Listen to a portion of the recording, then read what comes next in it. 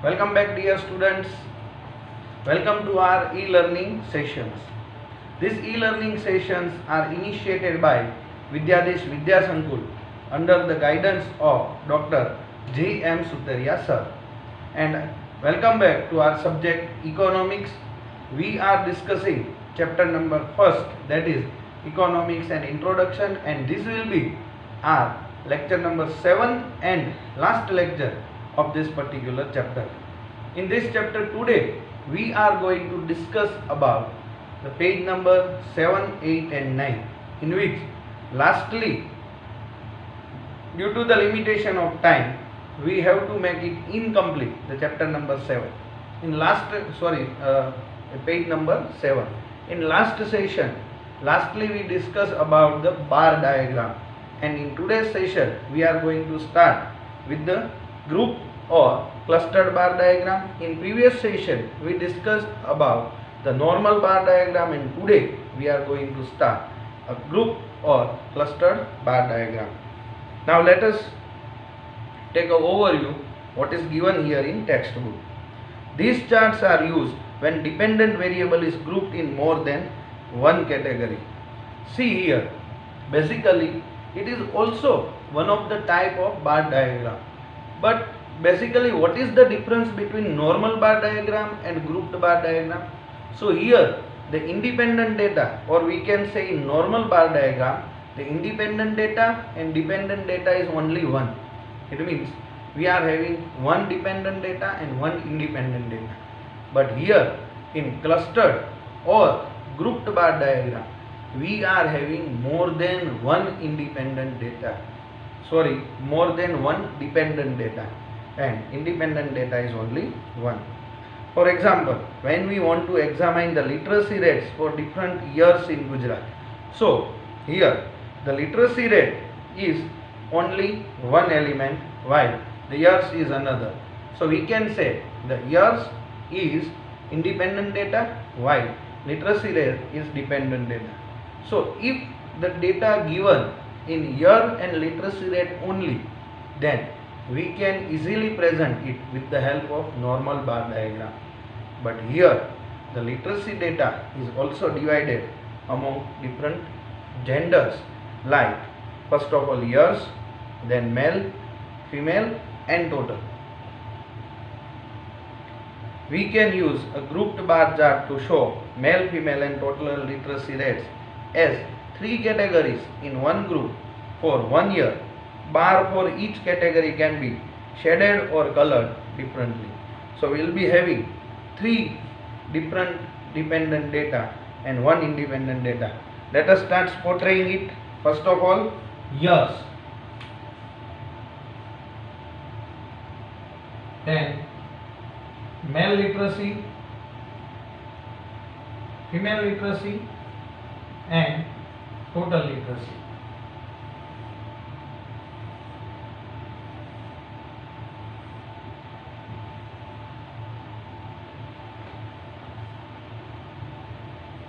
We are having 7 types of data.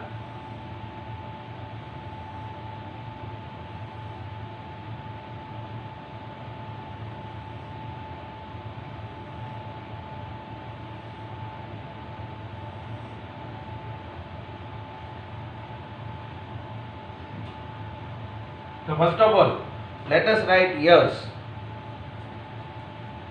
1951, 1961, 1971, 1981, 1991, 2001 and lastly 2011.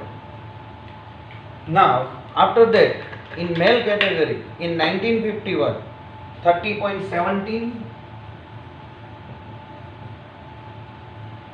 48.73 in 1961, 53.78 in 1971, 65.10 in 1981, 73.13 in 1991, 80.50 in 2001 and 87.23 in 2011. After this male data, the next one is female data, that is 12.79, then 12.77, then 29, then 38.50, then 48.64. You have to write down this along with me. 58.60 and lastly 70.73. I know it's very lightened, but you are having your textbook along with you, so you have to write from that also. 21.09, then 36.19, then 41.84, then 52.20,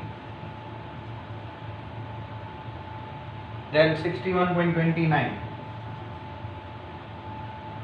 69.14 and lastly 79.31. Now from this data table, first one is years, which is independent data. So first of all, the years is the independent data. Literacy, see here it is given that literacy rate in Gujarat in percentage. So first of all, we have to write at the top corner, or we can say at the top, that literacy rate of Gujarat in percentage. Here it is given in percentage. And see, below the table it is given the source of data, and the source is Socio-Economic Survey of Gujarat in 2011 and 12. So this data is taken from the Socio-Economic Survey of Gujarat in 2011 and 12. Now let us start drawing a diagram based on the information which is given over here. First of all, 0, x, y. Basically on x-axis we will be having independent data. So we will start with here that 1951, 1961, 1971, 1981, 91, 2001 and 2011. Here it is denoted as years. Then on y-axis, see, if you want to take the range, then first of all see the minimum digit given over here. I think the minimum digit which is given is in the male proportion, that is 12.77, and the maximum digit that is given is in male proportion, that is 87.23. So we have to portray between this 12 to 87. So let us start with 10, 20, 30, 40, 50, 60, 70, 80, 90 and 100. This will be the y-axis. Here it is year, and here it is male, female and total percentage of literacy.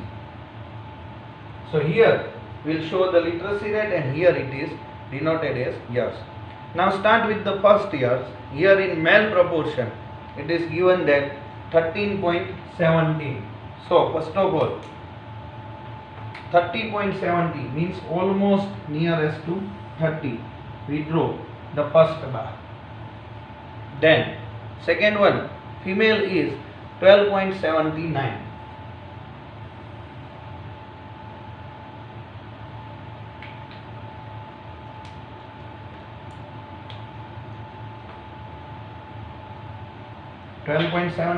And third one, total is 21.09.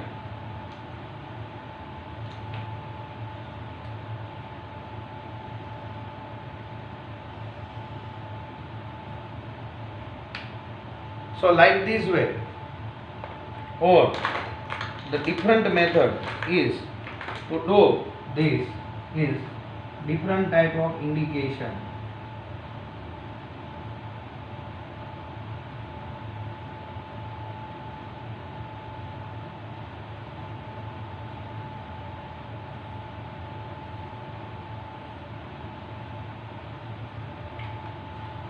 Now here first homework for you people is that you have to first of all draw the whole table, and then you have to draw this whole diagram according to this table. Why I am not preparing this? If I am preparing this diagram same as I have prepared the last one, then it will take more time, or it may happen that our whole lecture will be ruined behind this, and it is as easy as normal diagram. So I am not going to, but here see, first thing for male I have, see here it is given that a last line of this grouped or clustered bar diagram is mentioned that bar for each category can be shaded or colored differently. That's why I have put all the data with different color pen, and same way the data which I have shown over here is also with the different shades. If you are having only one, like you are drawing this diagram with the help of pencil only, so for different type of indications you may use different symbols also with the help of this symbol. And after that you have to mention over here that 3 box. First one, this data shows male population, this shows female population, and this shows total population. So by this way, if you are drawing with the help of pencil only, then also by this way you can differentiate 3 different data. Or if you are having a colored pen or colored pencil, then you may use this type of pencil also. So your first homework is to write down or to draw this first paragraph, or we can say whatever given in page number 7. First of all you have to draw the table, and then you have to draw the diagram as it is given over here. Clear? So આવી રીતના તમારે diagram અને table બંને છે આજનું homework છે. એની સાથે સાથે આપણે અહીંયા આગળ ઉપર બતાવવાનું છે કે x એક્સિસ પર શું છે and y એક્સિસ પર શું છે. તો સમજો તો x એક્સિસ પર આપણે શું મેન્શન કર્યું છે યર, y એક્સિસ પર આપણે શું મેન્શન કર્યું છે. તો બેઝિકલી y એક્સિસ પર આપણે લિટરસી ડેટા પણ 1 સેન્ટીમીટર ઇઝ ઇક્વલ ટુ 10%. એ આપણે ક્લિયરલી મેન્શન કરવાનું છે, કેમ કે અહીંયા યર વચ્ચે કેટલા ડિફરન્સ છે એ કેવું જરૂરી નથી, પણ અહીંયા આ બંનેની વચ્ચે કેટલું જરૂર છે એ કેવું પડશે. એટલે કે આ બંને વચ્ચે 1 સેન્ટીમીટરનો ગેપ છે, તો 1 સેન્ટીમીટર ઇઝ ઇક્વલ ટુ 10%. એવી રીતના તમારે આ ડાયાગ્રામ છે એ જાતે ડ્રો કરવાનો છે અને પછી એ સમજાવવાનો પણ છે.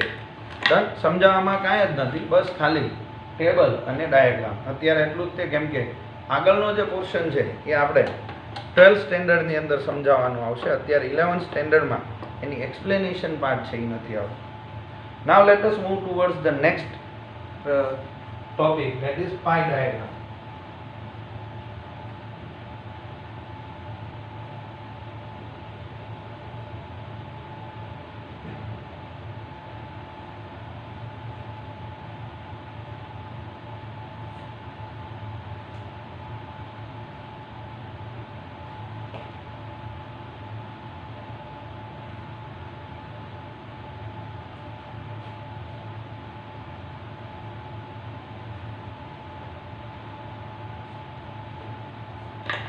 Next topic is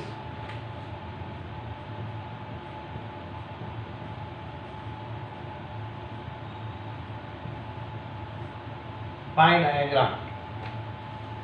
A pie chart is a circular statistical graph. Basically આની પહેલા જે આપણે જોયું એ રેક્ટેન્ગ્યુલર તો રેક્ટેન્ગ્યુલર પણ હોઈ શકે, સ્ક્વેર પણ હોઈ શકે અને સર્કલ પણ હોઈ શકે. સ્ક્વેરવાળા આપણે આવતા નથી પણ સર્કલવાળા આવે છે. which is divided into sectors to illustrate the numerical proportion of data. હવે બાર ડાયાગ્રામની અંદર આપણે ઈચ બાર અલગ અલગ જે બાર હતા એ અલગ અલગ ડેટા રિપ્રેઝન્ટ કરતા હતા. જ્યારે અહીંયા આગળ પાઈ ડાયાગ્રામની અંદર એક જ સર્કલની અંદરના અલગ અલગ જે આપણે ડિવિઝન બનાવીએ છીએ એ ડિવિઝન છે એ અલગ અલગ ન્યુમેરિકલ પ્રોપોર્શન ઓફ ડેટા બતાવે છે. The numerical data is proportionately converted into degree in a circle and sectors are formed considering those degrees. Basically તમારે 11th સ્ટેન્ડર્ડ ની અંદર ખાલી પાઈ ડાયાગ્રામ જ આવે છે, પણ એકચ્યુઅલમાં જો તમારે પાઈ ડાયાગ્રામ ડ્રો કરવો હોય તો પહેલા ટોટલ ડેટા છે એને ડિગ્રીમાં કન્વર્ટ કરવા પડે, પછી જ થઈ શકે. For example, the share of different sectors in India's national income can be shown in a pie chart. એટલે હવે આપણે એક ડેટા છે એ જોઈ લઈએ.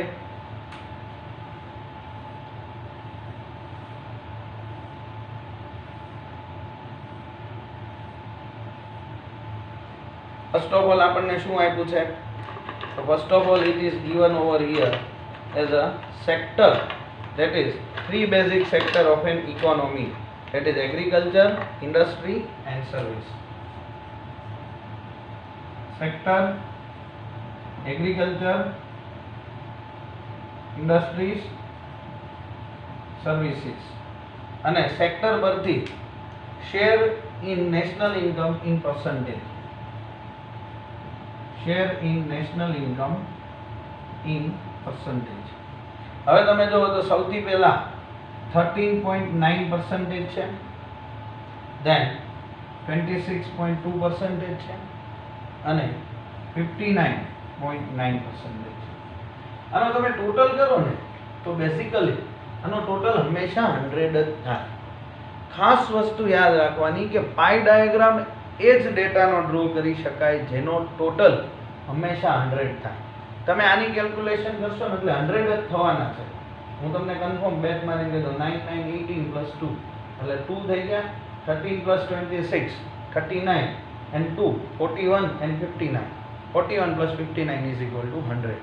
આવું થઈ ગયું. બેઝિકલી અત્યારે સ્ટેન્ડર્ડ 11th ની અંદર તમને ડિગ્રી ફાઇન્ડ કરવાનું નથી કીધું, પણ નોર્મલ કેસમાં હું તમને એટલા માટે સમજાવું છું કે નેક્સ્ટ યર સ્ટાન્ડર્ડ 12th ની અંદર જ્યારે તમે પાઈ ડાયાગ્રામ ડ્રો કરો ત્યારે તમને આ વસ્તુ યાદ રહેવી જોઈએ. ડિગ્રી કઈ રીતના ફાઇન્ડ થાય? સૌથી પહેલા સમજો કે આપણે અહીંયા વાત થઈ કે 100% થવા જોઈએ તો 100 is equal to 360 ડિગ્રી. હવે બેઝિકલી એક જે આખું સર્કલ હોય તમે આને સર્કલ જ ધારી શકો છો. મારા ડ્રોઈંગ એટલા બધા પરફેક્ટ નથી હોતા, બરાબર, કેમ કે ઇકોનોમિક્સનો ટીચર છું. સમજો કે સાયન્સ કે મેથ્સ હોત તો મારા ડ્રોઈંગ પરફેક્ટ હોત. આ તમે એવું માની લો કે એક્ઝેક્ટ સર્કલ છે તો આખા સર્કલની વેલ્યુ કેટલી થાય? 100. તો સેમ વે આખા સર્કલની ડિગ્રી કેટલી થાય? 360 ડિગ્રી. હવે 100 ને આપણે 360 ડિગ્રીમાં કન્વર્ટ કરવા હોય તો ડિગ્રીની ફોર્મ્યુલા છે એ એપ્લાય કરવી પડે. Degree is equal to compound value divided by total value into 360 degree or into 360. હવે કઈ રીતના થશે તો કે સૌથી પહેલા એગ્રીકલ્ચરનું જો આપણે ફાઇન્ડ કરવું હોય તો સૌથી પહેલા હું તમને અત્યારે ખાલી સમજાવું છું, કેલ્ક્યુલેટરની અવેલેબિલિટી નથી, એટલે 13.9 divided by 100 into 360. તો આવી રીતના તમે કરશો 13.9 divided by 100 into 360 degree તો તમને ઓલમોસ્ટ એ 50 ડિગ્રી જેવું મળે છે. ડન. હવે એવી જ રીતના બાકી બધાની તમે ફાઇન્ડ કરી શકો. 26.2 59.9 into 360 કરો અને એનો ટોટલ કરશો એટલે એનો ટોટલ 360 થશે અને આનો ટોટલ 100 થશે. આવી રીતના કર્યા પછી આખું છે એ 360 નું છે. હવે સમજો તમે અત્યાર સુધી 9th 10th ની અંદર સાયન્સની અંદર એક્ઝેક્ટ મેઝરમેન્ટ લઈ અને આ બધી વસ્તુ કરવા માટે ટેવાયેલા છો. You are habitual to do it with exact measurement. મારું મેથ્સ સાયન્સ પહેલેથી પુઅર જ છે, મેથ્સ સાયન્સમાં નહીં, પણ એ સિવાય થિયરિટિકલ પોર્શનમાં સ્ટાન્ડર્ડ 11, 12 અને CA લેવલના ટોટલ થઈને હું 14 સબ્જેક્ટ્સ છે એ ભણાવું છું, અને બહુ ઇઝીલી જેવી રીતના આની અન્ડરસ્ટેન્ડિંગ છે. This is very basic economics. હજી આના કરતાં પણ એડવાન્સ લેવલના ઘણા બધા ઇકોનોમિક્સ છે કે જે મેં ભણાવેલું. તો હું હંમેશા જ્યારે મને આ બધી વસ્તુમાં બહુ ખબર ના પડતી હોય હું શું કરું, ઇઝી વે ફાઇન્ડ કરું. રતન ટાટાએ શું કીધેલું છે? રતન ટાટાએ એના એક સ્પીચની અંદર કીધેલું છે કે જ્યારે પણ કોઈ પણ બેસ્ટ કામ કરવું હોય તો હું સૌથી આળસુ વ્યક્તિને પસંદ કરું છું.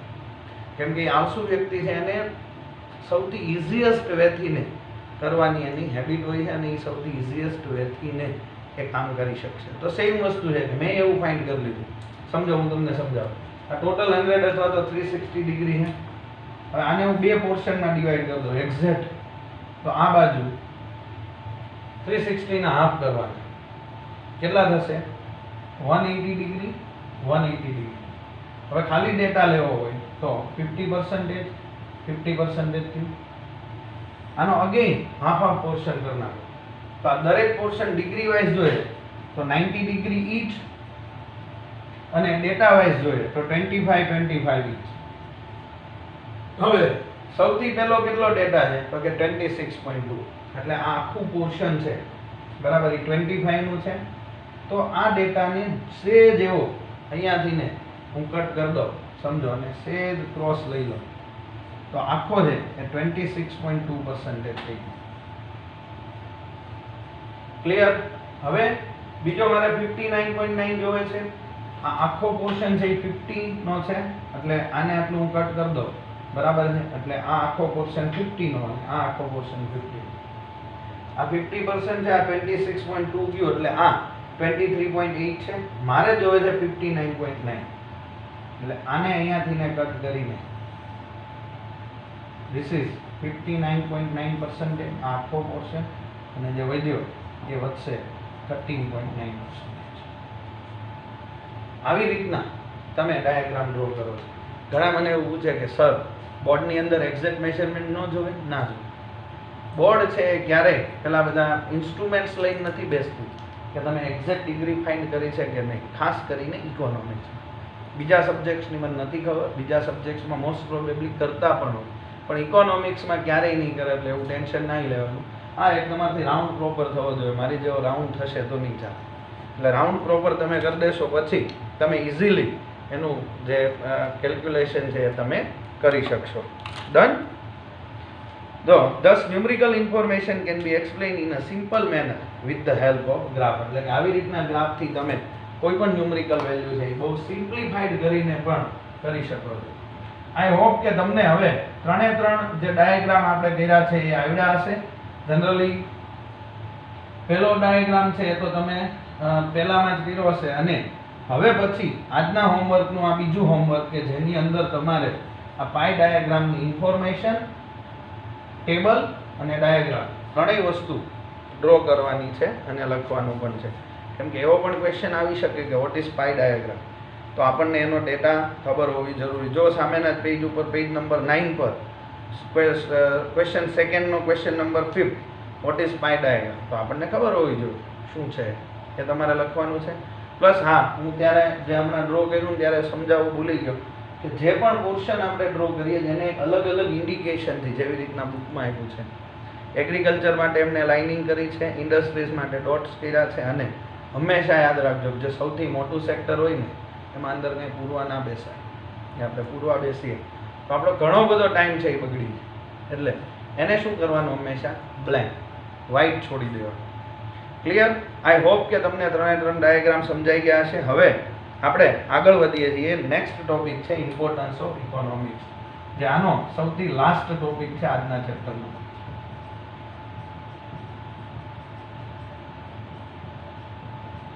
આની પહેલા જે આપણે ઇમ્પોર્ટન્સ સ્ટડીઝ કર્યું છે that is was the importance of statistical information, and today we are going to discuss about the importance of economics.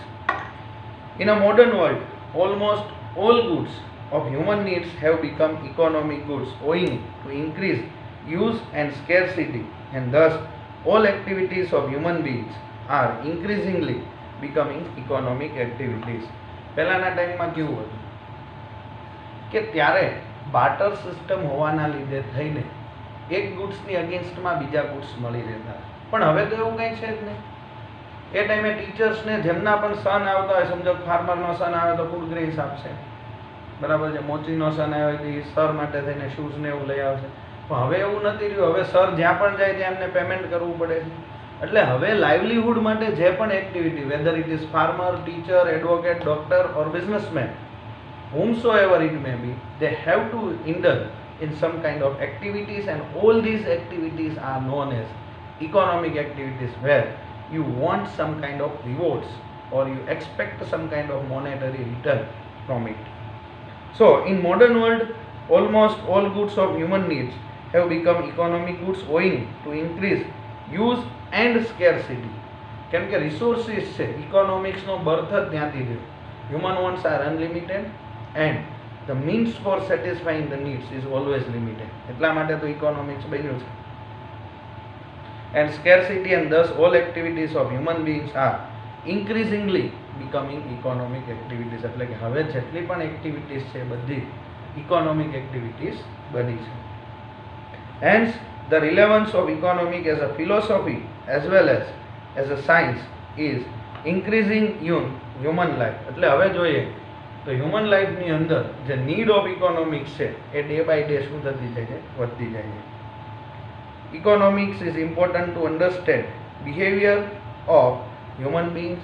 જેવી રીતના લાસ્ટ લેક્ચરમાં પણ આપણે ડિસ્કશન થયું હતું કે ઇકોનોમિક્સ પણ એક સાયન્સ જ છે, but in pure science we are having a variable which are not changing according to changing situation, or their behavior will be the same. But as economics is a philosophy and science which is dependent on human beings, so it may happens that their behavior may change with changing conditions. તો એવું પણ possible બને છે. એટલે behaviour of human બીંગ્સ છે, society and state, while managing everyday activities and scientific theories and principle guiding professional decision making. તો હવે શું છે, આપણે વાત તો થઈ કે ઇકોનોમિક્સ છે એક સાયન્સ છે કે જે હ્યુમન બિહેવિયર ઉપર ડિપેન્ડન્ટ છે. તો હવે શું કરવાનું છે આપણે, તો કે economics is important to understand behaviour of human beings, એટલે લોકો કેમ બિહેવ કરે છે એ સમજવાનું.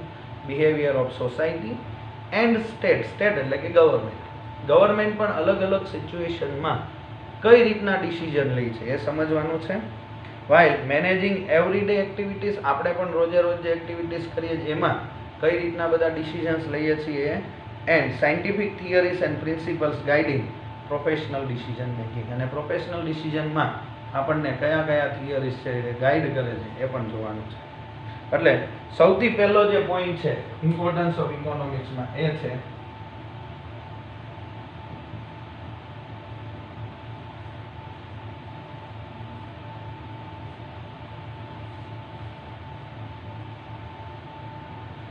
Understanding everyday behaviour. રોજે રોજ આપણી આજુબાજુમાં બનતી જેટલી પણ ઇવેન્ટ્સ છે, જેટલી પણ ઘટનાઓ છે, એ જો આપણને ઇકોનોમિક્સનું લોજિક ના ખબર હોય તો આપણા માટે એમ જ નોર્મલ બનતી બધી ઘટનાઓ છે જેને કોઈ જોતું નથી. પણ જો આપણને ઇકોનોમિક્સનું અન્ડરસ્ટેન્ડિંગ હોય તો આપણે આપણી આજુબાજુમાં જે પણ ઇવેન્ટ્સ બને છે એ બધાને ઇકોનોમિક્સ સાથે રિલેટ કરી શકીએ, કેમ કે બધાનું ઇકોનોમિક્સની અંદર ઇમ્પોર્ટન્સ છે. It is useful in understanding everyday behavior of human beings, society and state while managing routine tasks. સૌથી પહેલા સમજો કે as an individual, if my income is limited to 10,000 rupees per month, then I have to take the decision that which are the priorities, which are the things which I required most. તો મારે સૌથી પહેલા એ પ્રાયોરિટીના જે decisions છે એ લેવાના છે, અને જે વસ્તુ મને સૌથી વધારે ઇમ્પોર્ટન્ટ લાગે છે એ જ વસ્તુ મારે પરચેસ કરવાની રહેશે, કેમ કે એ મારી પ્રાયોરિટીમાં છે. તો અહીંયા મેં શું કહ્યું, as the resources are scarce, મારી ઇન્કમ છે એ લિમિટેડ છે, then forcefully I have to take decision based on the priorities. એટલે મેં પ્રાયોરિટી પ્રમાણે જે ડિસિઝન લીધું એ ઇકોનોમિક ફિલોસોફી છે. એઝ અ સોસાયટી, સોસાયટી પાસે પોતાના લિમિટેડ રિસોર્સિસ હોય તો એમાંથી ડિસાઇડ કરે કે કયા સેક્શનને આપણે બેસિકલી જોઈએ છીએ કે જે ઇકોનોમિકલી ડિપ્રાઇવ્ડ સેક્શન્સ છે એમના માટે થઈને સોસાયટી છે એ મેક્સિમમ રિસોર્સિસ અવેલેબલ કરે છે. સેમ વે સ્ટેટ એટલે કે ગવર્મેન્ટનું ડિસિઝન પણ એમાં આવે છે કે ગવર્મેન્ટ કોના માટે કયા બેનિફિટનું ડિસિઝન લે છે અને કોને કેટલું. તો એ આપણા એવરીડે બિહેવિયરમાં આવે છે કે જેને આપણે સમજીએ તો આપણને ખબર પડે કે ઇકોનોમિક્સ કેટલું ઇમ્પોર્ટન્ટ છે. Economics helps in understanding everyday behaviour in the following ways. એટલે એનું એવરીડે બિહેવિયર સમજવા માટેના સબ પોઈન્ટ્સ છે જે અહીંયા આગળ હવે આપણે ડિસ્કસ કરશું. એમાંનું ફર્સ્ટ સબ પોઈન્ટ છે અન્ડરસ્ટેન્ડિંગ ઇન્ટરનેશનલ ઇવેન્ટ્સ.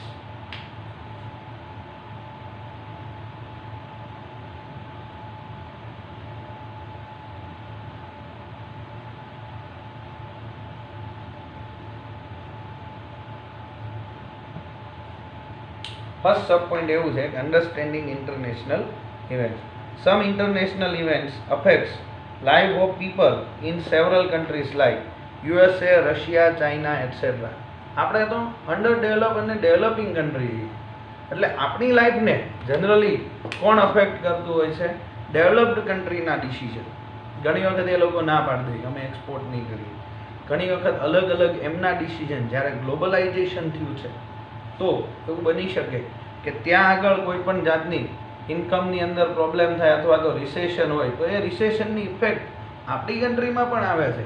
શું કામ? તો કે આપણે બધા એકાબીજા સાથે કનેક્ટેડ છીએ. એટલે આપણને ઘણીવાર એવો વિચાર થાય કે આપણે ઇન્ટરનેશનલ ઇવેન્ટ શું કામ સમજવી જોઈએ? Y it is needed two understand the international event while we are staying in country only. અહીંયા જ રહીને ઇન્ટરનેશનલ ઇવેન્ટ સાથે શું મતલબ છે? પણ એ સમજશો તો એની તમારા પર શું અસર આવશે, તમારા બજેટ પર શું થશે, જનરલ પ્રાઇસ લેવલ પર શું થશે, એનું નોલેજ તમને મળી શકે છે. Some international events affect the life of people in several countries like USA, Russia, China etcetera. People try to understand the impact of rise in price of crude oil in international market on their on cost of living. Basic crux સમજો. International crude oil price એટલે કે જે crude oil છે બહારની કન્ટ્રીઝમાંથી આપણે લાવીએ છીએ, એ બહારની કન્ટ્રીઝના ક્રૂડ ઓઇલમાંથી આપણી લાઈફ છે એ ચાલે છે. મોટી ઇન્ડસ્ટ્રીઝને જે જરૂરી છે એવું ડીઝલ, કોલ એ બધું ફ્યુલ એમાંથી મળે છે. આપણે વ્હીકલ ચલાવવા માટે થઈને જે બધું ફ્યુલ જોઈએ છે, પેટ્રોલ, ડીઝલ, એ પણ એમાંથી મળે છે. હવે સમજો કે રૂટીન લાઈફની અંદર ક્રૂડ ઓઇલની પ્રાઇસ વધી, તો ક્રૂડ ઓઇલની પ્રાઇસ વધશે એટલે ઓબ્વિયસલી પેટ્રોલ ડીઝલની પ્રાઇસ વધશે, એટલે હવે આપણને વ્હીકલ ચલાવવા કોસ્ટલી બનશે. આ જ ક્રૂડ ઓઇલમાંથી બનતું પેટ્રોલ અને ડીઝલ ફેક્ટરીઝની અંદર એઝ એ ફ્યુલ યુઝ થાય છે. તો એને એઝ એ ફ્યુલ યુઝ કરીને જે પણ વસ્તુનું પ્રોડક્શન થશે એ કોસ્ટલી બનશે. એ જ વસ્તુ આપણે પરચેસ કરવાની છે, એટલે એ કોસ્ટલીયર વસ્તુ આપણે પરચેસ કરશું, એટલે આપણું જે પરચેસિંગ પાવર છે એ શું થશે? ડિક્રીઝ. કેમ કે આપણે જેટલા રૂપીસની અંદર પહેલાં વસ્તુ લઈ શકતા હતા એટલા રૂપીસમાં હવે નહીં લઈ શકીએ, કેમ કે ક્રૂડ ઓઇલની પ્રાઇસ વધવાથી ને આપણી કોસ્ટ શું થઈ ગઈ છે? વધી ગઈ છે. તો એવી પોસિબિલિટીઝ બને કે આ બધા સંજોગોને કારણે આ ઇન્ટરનેશનલ લેવલે ક્રૂડ ઓઇલની પ્રાઇસ વધી, એના લીધે થઈને આપણી લાઈફ છે એને અફેક્ટ થયું.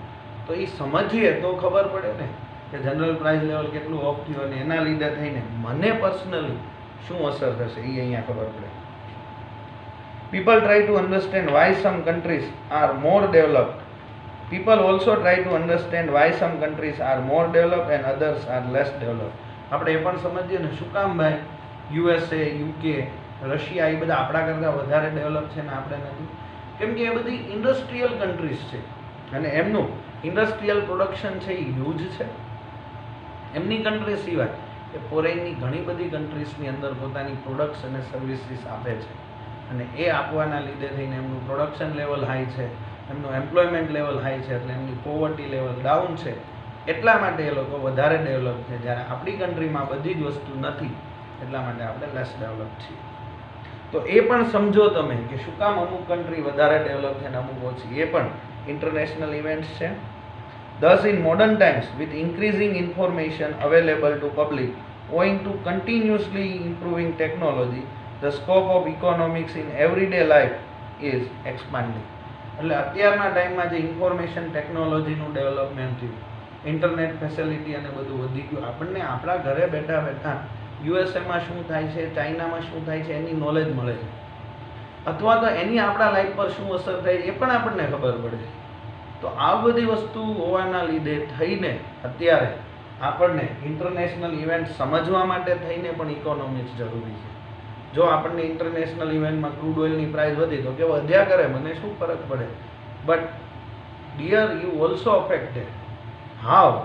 Four that you have to understand the economics. Government કોઈ નવું ડિસિઝન લે છે તો એનીથી મને શું અસર પડે, પણ એ મને ખબર ક્યારે પડે, ત્યારે મને ઇકોનોમિક્સનું નોલેજ હોય ત્યારે. તો એવરીડે લાઈફની અંદર જે બધી સિચ્યુએશન બને છે એ સમજવા માટે પણ ઇકોનોમિક્સ છે એટલું જ ઇમ્પોર્ટન્ટ છે. સેકન્ડ, અન્ડરસ્ટેન્ડિંગ હિસ્ટોરિકલ ઇવેન્ટ્સ જે પાસ્ટમાં બની ગઈ છે.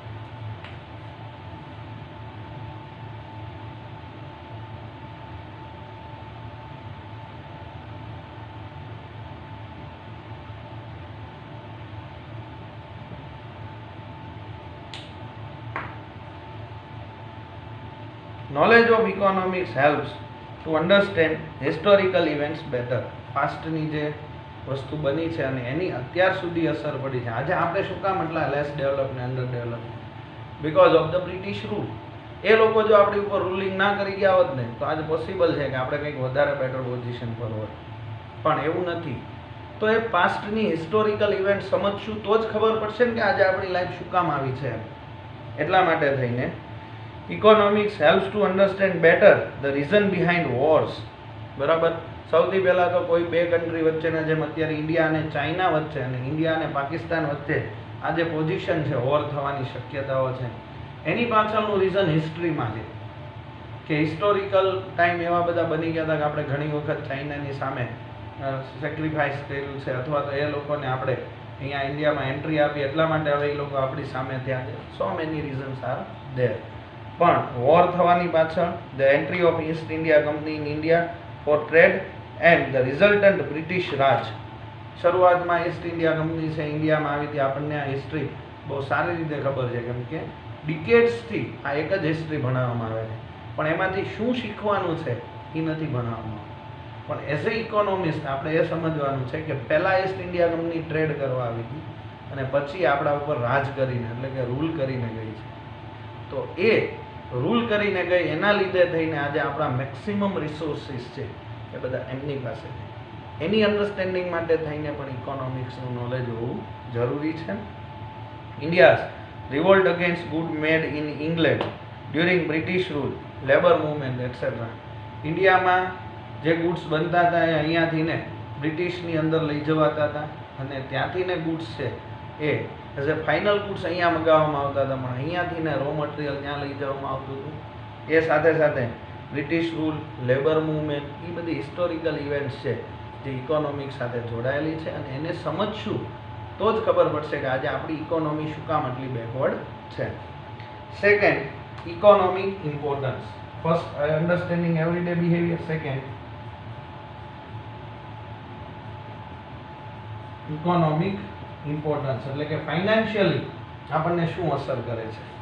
એની અંદર પહેલું, decision making by individuals.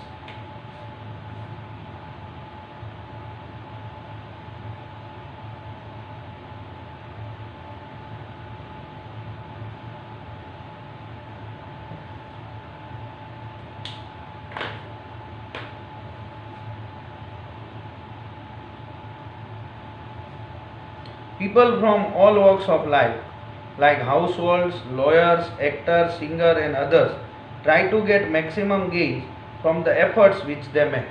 Generally, કોઈ પણ વ્યક્તિ હોય એ શું ટ્રાય કરે કે એને જે એફર્ટ્સ કર્યા છે એફર્ટ્સમાંથી ને એને મેક્સિમમ રિટર્ન મળે. કોઈ પણ વ્યક્તિ હોય, બિઝનેસમેન હોય તો એ પણ એવું વિચારે કે એની પ્રોડક્ટિવિટી વધે, એનાથી ને એની ઇન્કમ વધે. કોઈ લેબર છે તો એ પણ એવું વિચારે છે કે મારે લેબર વર્ક કરવાથી ને મારી ઇન્કમ વધે અને એના લીધે થઈને મારું લાઇવલીહુડ છે એ વધારે બેટર બને. તો આપણે શું કહીએ છીએ, people from all walks of life, જેમ કે હાઉસહોલ્ડ્સ છે, લોયર્સ છે, actor, singer and others, try to maximum gain from the efforts which they make. They try to manage their time and resources in an optimum manner to increase their gains. એક જગ્યાએ job કરે છે ત્યાં આગળ એને 20 to 25,000 rupees as a salary મળે છે, બીજી જગ્યાએ એને 30 to 35,000 મળતી હોય તો એ વિચારે ને કે સેમ ટાઈમ અને સેમ એફર્ટ્સથી જો મને વધારે રિટર્ન મળે છે તો હું એ જ કામ કરું. તો એ શું છે? Decision making by individual. શું કામ એને એ ડિસિઝન લીધું? તો એ ડિસિઝન લેવા પાછળનું રીઝન છે ઇકોનોમિક રીઝન, કે ફાઇનાન્શિયલી એને વધારે પ્રિફરેબલ છે, વધારે બેટરમેન્ટ મળે છે, એટલા માટે થઈને એ ડિસિઝન લે છે અને એવી જ ટ્રાય કરે કે જેનાથી એનું પર્સનલ ગેઇન વધે. In a way they all indulge in economic decision making knowingly or unknowingly. ઘણાને ખબર ના હોય કે એને ઇકોનોમિક ડિસિઝન લીધું છે, એટલે નોઈંગલી અથવા તો અનનોઈંગલી એ લોકો ઇન્ડલ્જ થાય. Second, understanding government policy.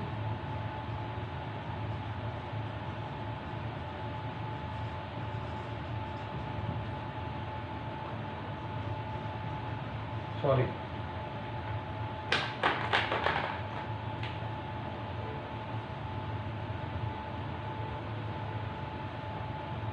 understanding government policy.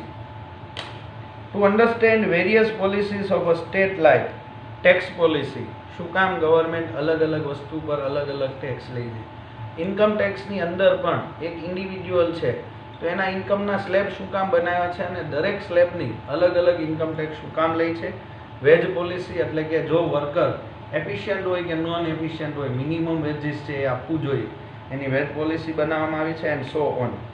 Knowledge of economics is useful. આ બધું સમજવા માટે ઇકોનોમિક્સનું નોલેજ છે એ સૌથી વધારે જરૂરી છે.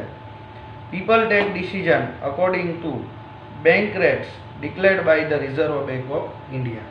બેંક રેટ છે જેના પરથી ને તમને જે લેન્ડિંગ પોલિસી છે એ ડિસાઇડ થાય. સમજો કે બેંક રેટ 10% હોય તો દરેક બેંક પોતાનો 2 to 3% એક્સપેન્સ એડ કરીને તમારી પાસેથી ને 13% લેશે જ્યારે તમે બેંક પાસેથી લોન લેવા જશો.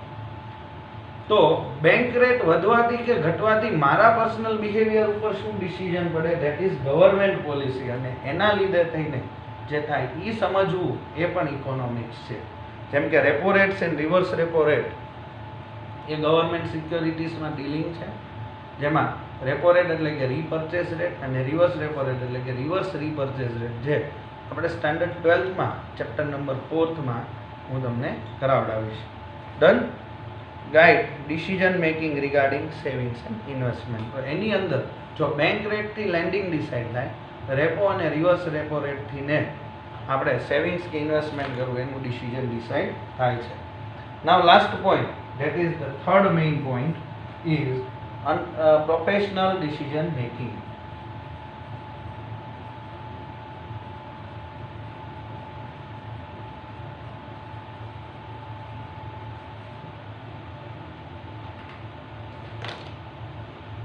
Economics is useful knowing scientific principles and theories which guides professional decision making.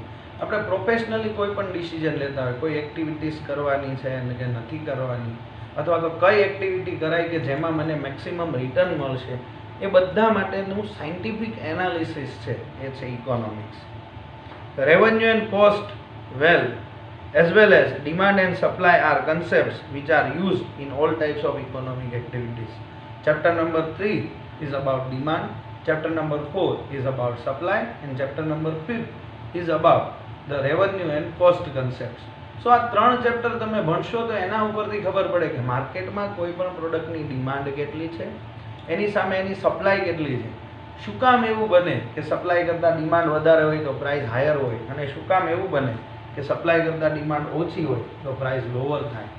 Plus cost, તમે કોઈ પણ પ્રોડક્શન એક્ટિવિટી કરો છો એમાં અલગ અલગ કેટલીક કોસ્ટ અંદર સંકળાયેલી હોય છે, પ્લસ એમાંથીને મળતું રેવન્યુ કેટલું હોય છે અને એનું ડિસિઝન કેમ લેવાય છે. એ બધા જ કન્સેપ્ટ ઇકોનોમિક્સના છે. એનું ડિસિઝન પરથી જ કયો બિઝનેસ કરાય અને કયો બિઝનેસ ના કરાય એનું ડિસિઝન બેઝિકલી આપણે લેતા હોઈએ છીએ. Certain theories of economics help businesses in day-to-day decision pertaining to. હવે અમુક ઇકોનોમિક્સની થિયરી છે એ તમારા ડે ટુ ડે ડિસિઝનમાં હેલ્પફુલ થાય છે. સૌથી પહેલું છે પ્રાઇસ ડિટર્મિનેશન. હું તમને એક સિમ્પલી લોજિકલી સમજાવું તો આ ડિમાન્ડ કહો છે અને આ સપ્લાય કહો. જે જગ્યાએ ડિમાન્ડ અને સપ્લાયનું ઇન્ટરેક્શન થાય ત્યાં આગળ એનું પ્રાઇસ ડિટર્મિનેશન થાય. તો કોઈ પણ વસ્તુની પ્રાઇસ કેમ ડિટરમાઇન કરવી એ ઇકોનોમિક્સે સમજાવ્યું છે. હા, અકાઉન્ટ્સ એને ગોતી આપે છે કે કેટલી થાય, પણ એની જે થિયરી છે અથવા તો જે કહીએ કે એનું જે ફોર્મ્યુલા છે એ ઇકોનોમિક્સ સેટઅપ કરે છે. વેજ ડિટર્મિનેશન એટલે કે કેટલા કલાકના કેટલા પૈસા આપવા જોઈએ વર્કરને એનું ડિસિઝન છે. Employment of various factors of production, generally 4 factor હોય છે: land, labour, capital and entrepreneur. એમાંથી ને કોનું કેટલું કોમ્બિનેશન રાખવું અને કોનું કેટલું ડિસિઝન લેવું એ પણ ડિસાઇડ કરીએ છીએ. And so on. Economics provide knowledge regarding the impact of certain decision. અમુક ડિસિઝન લેવાથી ને આપણા એવરીડે બિહેવિયરમાં અથવા તો સર્ટેન ડિસિઝનની આપણા પર શું અસર આવે છે એ પણ ઇકોનોમિક્સ ભણાવે છે. For example, it provides insights into questions like what happens if price is reduced in market with very high degree of competition. જો બહુ કોમ્પિટિશન વધે તો કેટલાય બધા સેલર્સ થશે અને બધા જ સેલર્સ વધારે ને વધારે કસ્ટમરને એટ્રેક્ટ કરવાની ટ્રાય કરે અને આ એટ્રેક્શનમાં ને એટ્રેક્શનની અંદર એવું પોસિબલ બને કે એ લોકો પ્રાઇસ છે રિડ્યુસ કરશે, જેનાથી ને નંબર ઓફ કસ્ટમર વધે. તો આ બિહેવિયર છે, આ થિયરી છે, એ સમજવા માટે ઇકોનોમિક્સનું નોલેજ હોવું કમ્પલસરી છે. Economics is a science which provides insight for day to day decision making. હવે શું કીધું એને લાસ્ટ પેરેગ્રાફમાં? ઇકોનોમિક્સ એક એવું સાયન્સ છે કે જે આપણને ડે ટુ ડે ડિસિઝન મેકિંગની અંદર હેલ્પફુલ થાય છે. All human beings play role as a, દરેક હ્યુમન બીઇંગ છે એ કોઈકનો ને કોઈકનો કન્ઝ્યુમર છે. આજે આપણે કોઈક રિટેલર પાસેથી લેતા હશું તો એ કોઈક હોલસેલરનો કન્ઝ્યુમર હશે, કોઈ હોલસેલર છે એ કોઈ પ્રોડ્યુસરનો કન્ઝ્યુમર હશે. એટલે દરેક કન્ઝ્યુમર છે, એમ જ દરેક પ્રોડ્યુસર છે. તમે પણ તમારા રૂટીન લાઈફમાં કોઈક ને કોઈક વસ્તુ બનાવતા હશો અને એ વસ્તુનું સેલ્સ કરતા હશો. અને સાથે સાથે આપણે labour from time to time in life, બરાબર છે, અમુક છે તો એ ફિઝિકલ લેબર કરતા હશે, અમુક છે તો એ મેન્ટલ લેબર વર્કની અંદર એસોસિએટેડ હશે, તો એ પણ આપણે કરીએ છીએ.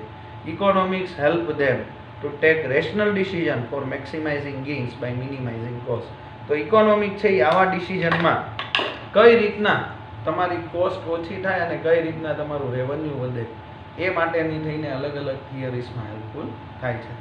સો here it comes to an end of chapter number 1, that is economics and introduction.